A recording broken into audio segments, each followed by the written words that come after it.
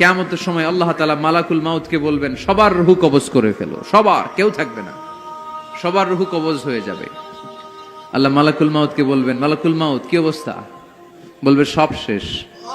মাইয়াবকা, কে বাকি? মালাকুল মাউত বলবে জিনেরা বাকি, যাদেরকে দেখা যায় না। আল্লাহ বলবেন জিনদেরকেও শেষ করে ফেলো, রূহ কবজ করো। মালাকুল মাউত আজরাইল জিনদের রূহ কবজ করবে। আল্লাহ এবার জিজ্ঞেস করবে, ইয়া মালাকাল মাউত আখবিরনি মাইয়াবকা, এবার বলো আর কে বাকি? মালাকুল মাউত বলবে, আল্লাহ মানুষগুলো সব শেষ, জিনগুলাও শেষ, এবার বাকি ইবলিস শয়তান। কে বাকি? ইবলিসরেও শেষ করো, ইবলিসও শেষ। আল্লাহ আবার জিজ্ঞেস করবেন, ইয়া মালাকাল মাউতি মাইয়াবকা, আর কে বেঁচে আছে বলো।